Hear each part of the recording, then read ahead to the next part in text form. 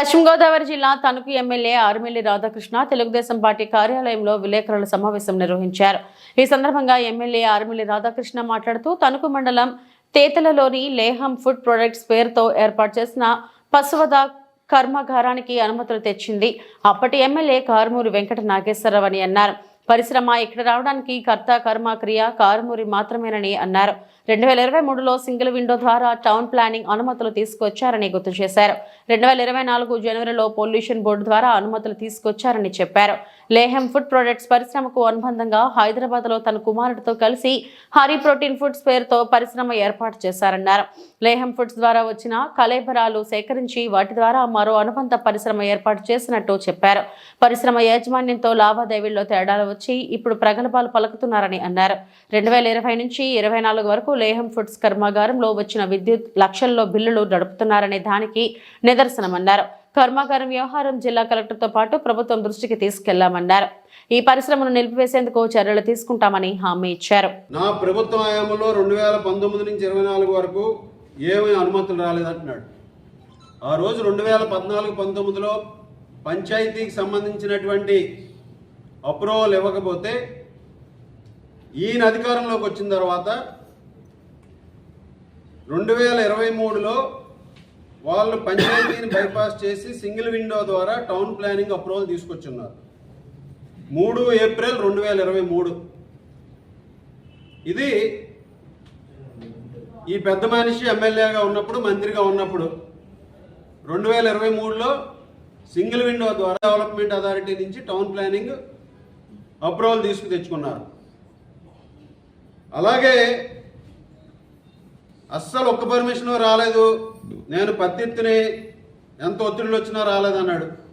17 జనవరి 2024న pollution board permission, ఇది ఈ సంవత్సరం జనవరిలో వచ్చినటువంటి పర్మిషన్స్. ఈరోజు కారుమూరికి సిగ్గుండాలి మాట్లాడటానికి. అసలు నువ్వు ఇక్కడ ఈ పరిశ్రమ రావడానికి నువ్వు కారణం, ఆ దరిద్రాన్ని తెచ్చిపెట్టింది ఇక్కడ నువ్వు.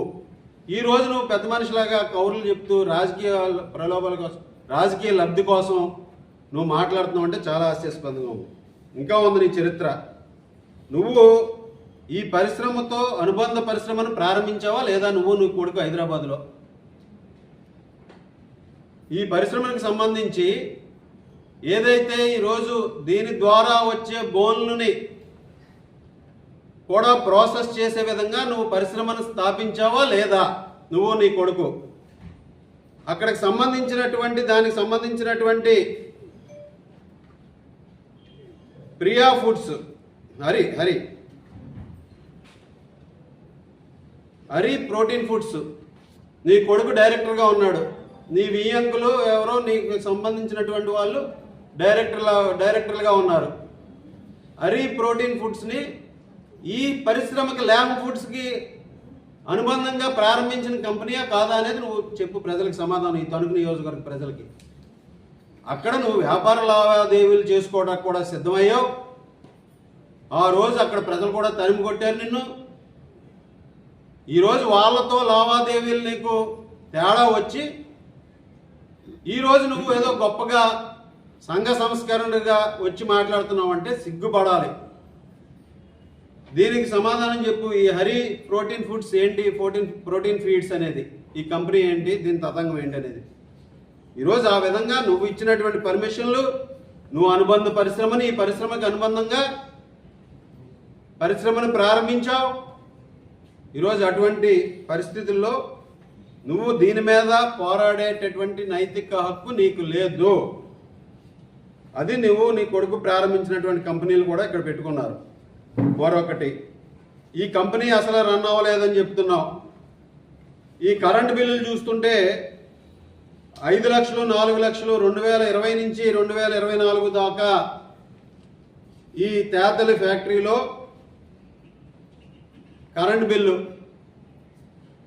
అంటే కోర్టు స్టే ఉన్నా ఇంకొకటి ఉన్నా నువ్వు చీకటిగా దీన్ని రన్ అయ్యించే విధంగా నువ్వు సహకరించావా లేదా?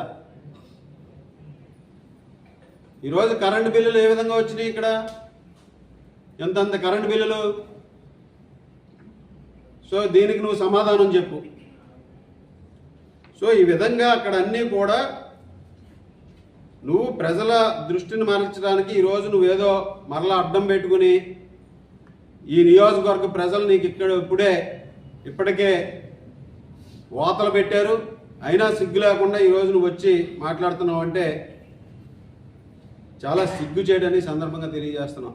నువ్వు ఇక్కడ ఉద్ధరించడానికి ఏమీ లేదు. ఇక్కడ ప్రజలు మమ్మల్ని ఆశీర్వదించారు.